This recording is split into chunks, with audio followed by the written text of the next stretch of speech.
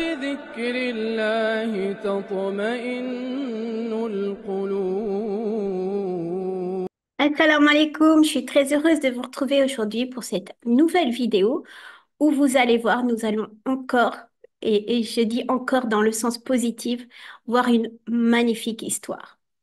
Alors cette histoire, c'est l'histoire d'Adrien. Adrien qui est né en 1988 d'une mère américaine et d'un papa britannique. Et à 7 ans, Adrien va très vite être attiré par la foi, par l'Église en tout cas catholique, et va demander à ses parents d'adhérer, de l'emmener régulièrement à l'Église et même d'être membre actif de cette église. Il grandit, puis il continue à être très actif au sein de cette église, au point de faire le sermon, de donner le sermon du dimanche de la jeunesse. Alors c'est une église particulière, vous allez voir par la suite, c'est pas l'église catholique comme on connaît. Il va grandir et il y a de plus en plus de choses qui vont commencer à le déranger, mais il a ce besoin de connexion, il a besoin de cette oui, de cette connexion avec Dieu, de cette appartenance à un mouvement, comment dirais-je, à une communauté. Donc il va se dire, bon, bah, tant pis, ça répond pas à toutes mes questions, je sens qu'il y a un truc qui va pas, et surtout dans la pratique, mais j'ai besoin de continuer avec eux parce que je pense qu'il y a que ça et que c'est ce qui se fait et que peut-être je me pose trop de questions. Alors, il faut savoir, comme je vous ai dit, que il est dans une certaine partie du catholicisme, donc l'Église évangélistique. Et dans cette Église évangélistique, il faut savoir qu'il y a autant, et ça va peut-être vous surprendre si vous connaissez pas, il y a autant de façons de pratiquer, autant de même de livres, donc de ce qu'ils appellent de Bible, que d'églises. C'est-à-dire que si vous habitez à je sais pas, tel endroit, une ville X, vous allez avoir le pasteur qui va interpréter et qui va faire une Bible en fait selon, il va choisir cette Bible selon ses envies et la personne, le pasteur ou la ville Y va avoir une autre façon de pratiquer ou en tout cas une autre Bible. Donc il y a pas mal de Bibles, pas mal de pratiques et ça va quand même beaucoup dérouter interroger Adrien. Principal, un pasteur intérimaire qui n'allait être là qu'une année, les choses ont commencé à changer. La manière dont nous adorions a commencé à changer, tout l'ordre du service, il changeait des choses. Et cela m'a fait me demander comment il se fait que notre manière d'adorer Dieu puisse être si facilement influencée par un homme prenant quelques décisions que d'autres personnes désapprouvent, et presque comme une forme d'abus de pouvoir. Cela me dérangeait. Ça va le déranger parce qu'il va se dire, mais comment c'est aussi malléable en fait les paroles de Dieu, autant changeantes, autant selon, en fait c'est selon la personne. Donc il avait l'impression que c'était quand même au pouvoir, euh, même un abus de pouvoir, hein, il le dit, et ça va le déranger parce que ça va le déranger qu'il y a une personne qui décide en fait de ce que Dieu dit ou fait, ou comment en tout cas il fait. Il va continuer donc quand même et en huitième année d'université, il va obtenir le meilleur score dans son domaine, les meilleures notes. Donc il cherche à voir un petit peu et grâce à son score, à ses meilleures notes, il va pouvoir intégrer en fait le domaine qu'il veut. Et lui, ce qu'il veut, c'est vraiment l'administration de la loi, c'est l'application de la loi, l'administration de la loi. Mais donc, c'est grâce à ces notes, il va pouvoir intégrer très facilement la police. Mais il se dit quel est l'ultime, qu'est-ce qui est ultime dans l'application de la loi? C'est le FBI. Donc du coup, il fait des recherches et un ami à ses parents lui conseille, s'il veut intégrer le FBI, parce que c'est très difficile, il faut absolument qu'il apprenne l'arabe et le persan. En prenant ces langues, il va pouvoir être, non pas facilement, mais en tout cas, il va pouvoir avoir une chance d'intégrer le FBI.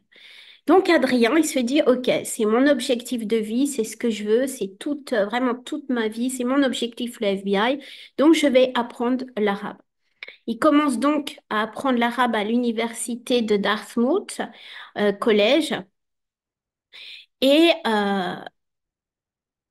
ça se passe toujours pas comme ça, hein. Il y a toujours quelque chose. Et donc, dans ces cours d'arabe, il y a une obligation pour les élèves, pour les étudiants qui suivent ce cours, c'est d'avoir au moins un cours sur, d'avoir au moins un cours sur l'introduction à la culture arabe. Donc, ok, pas de souci, il s'en fout. Lui, son objectif, c'est FBI, donc il est prêt à tout. Donc, il va suivre ce cours, il n'y a pas de souci. Sauf que au cours de ce cours, sauf que pendant ce cours, les élèves vont visionner un documentaire et dans ce documentaire, pour l'ouverture de ce documentaire ou pendant, je ne sais pas trop exactement, eh bien, Adrien va entendre pour la première fois la dame. La dame, c'est l'appel à la prière.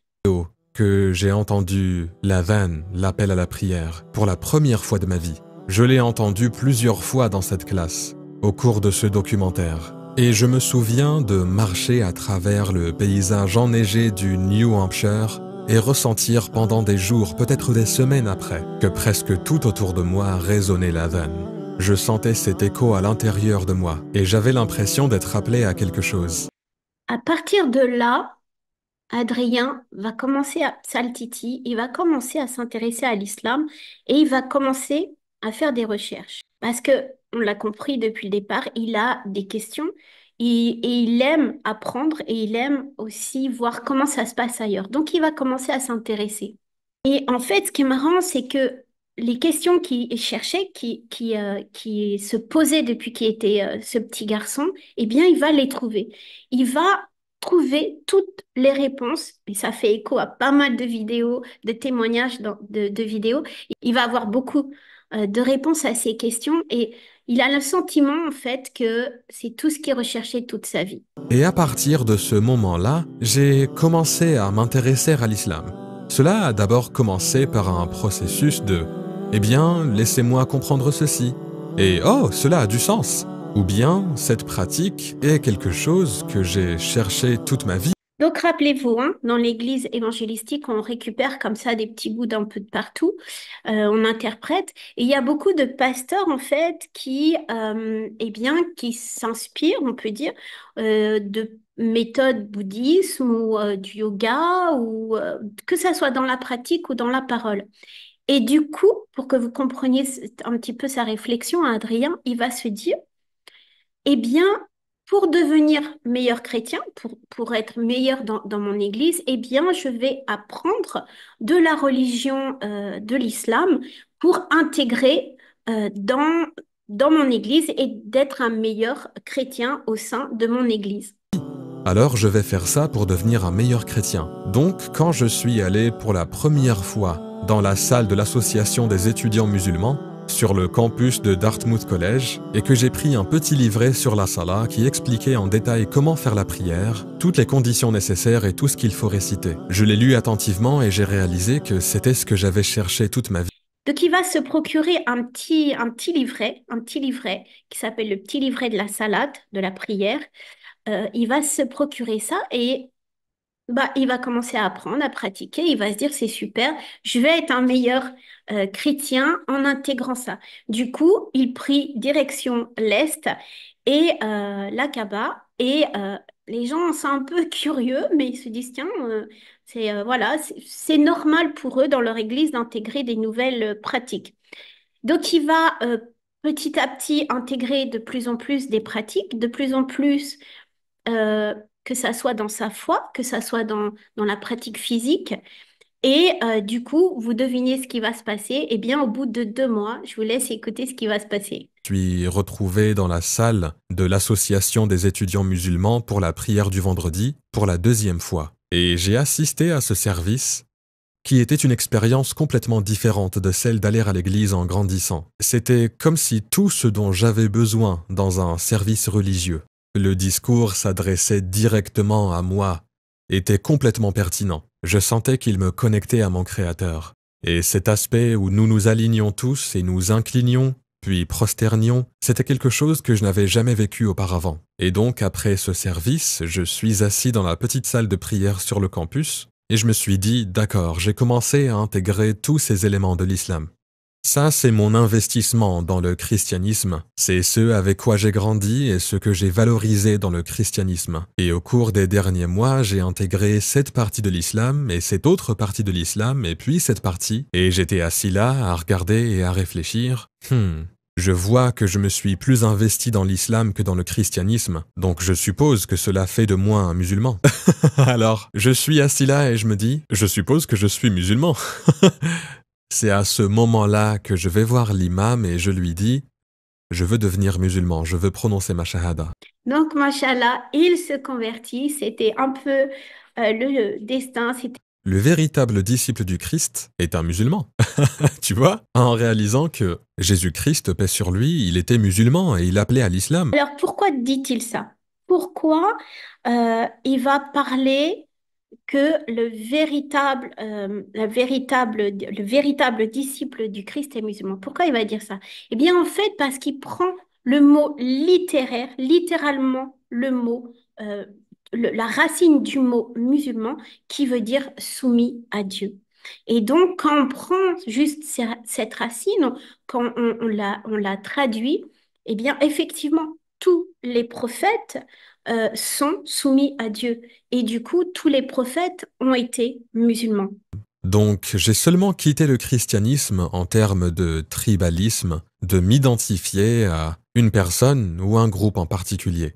En gros, toutes les autres religions, elles tirent leur nom d'un peuple, d'une personne ou d'une culture, n'est-ce pas? Le christianisme vient du Christ, le bouddhisme vient du Bouddha, le judaïsme vient des Juifs, le peuple de Juda. Et donc, tous ces noms sont tirés à partir de peuples particuliers.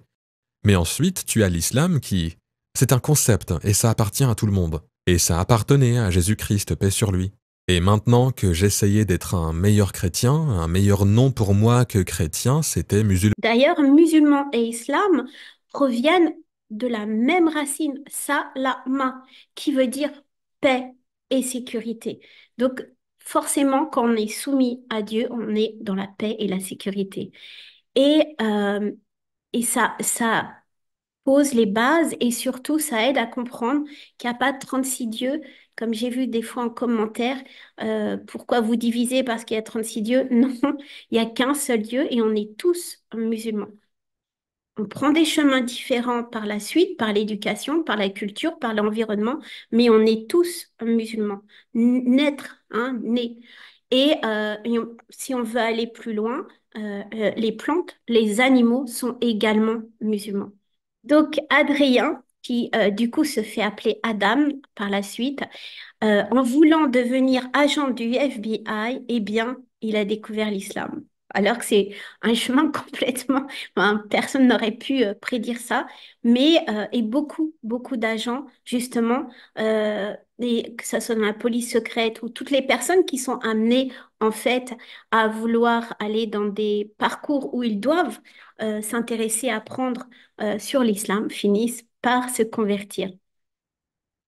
Bon, il va continuer quand même à travailler au FBI, Adam, Adrien, et, euh, et même il va monter vraiment, il va être dans le top, il va être sur des dossiers top secrets, enfin, c'est vraiment un très très bon agent, mais bah, il va commencer à s'apercevoir que cette organisation, qui est quand même politique, eh bien, n'est pas en faveur de sa communauté, de sa nouvelle communauté. Bien au contraire, le FBI a plutôt des pratiques ou en tout cas des a priori euh, très difficiles pour un musulman d'accepter ces faits-là.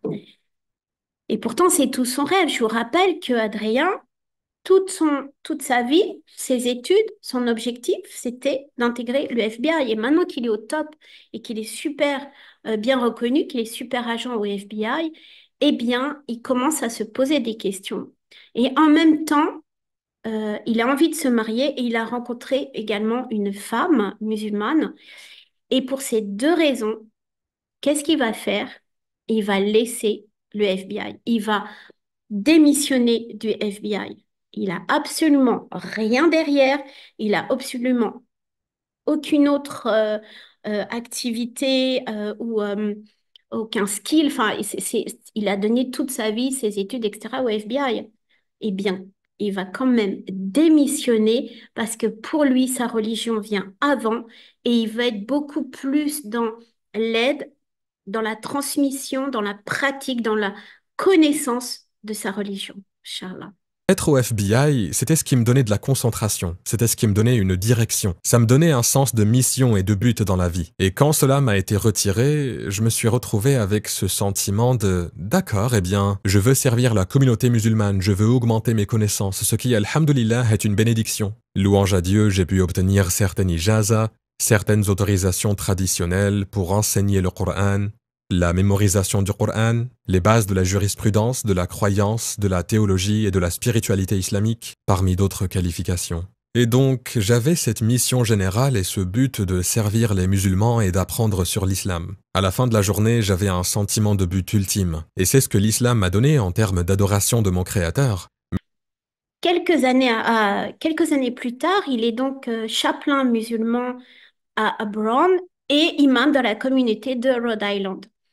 Chapelain, pour ceux qui ne savent pas, un chapelain musulman, c'est un guide spirituel qui guide des étudiants musulmans dans leurs études, dans leur carrière. 10 ans plus tard, il y a 10 ans qui se passent, 10 ans plus tard, Adrien, lors d'une de ses visites à sa grand-mère, est très surpris un jour que sa grand-mère lui dise, elle l'interpelle et elle lui dit, je veux absolument, j'ai envie de faire comme tu fais en haut. Ah, là, il est surpris, il comprend pas trop. Il lui dit, mais qu'est-ce que je fais? Qu'est-ce que...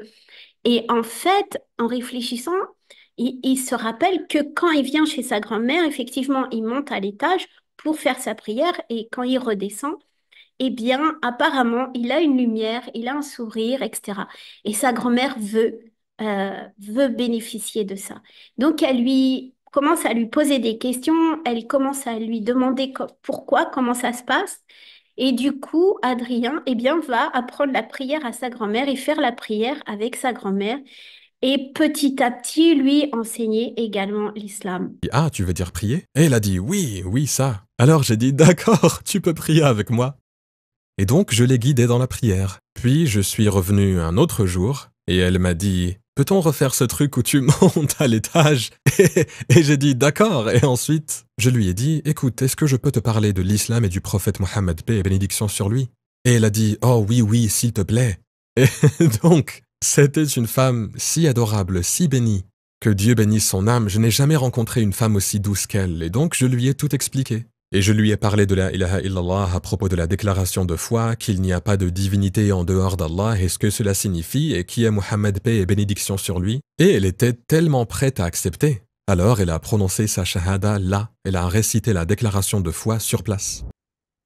Voilà, j'espère que cette vidéo vous a plu, cette histoire vous a plu. N'hésitez pas, surtout partager si ça peut aider quelqu'un, si ça peut faire plaisir à quelqu'un. Partagez, likez, abonnez-vous si ce n'est pas déjà fait. Et un très grand plaisir pour moi de répondre à vos nombreux commentaires et de vous retrouver pour une prochaine vidéo. Wassalama.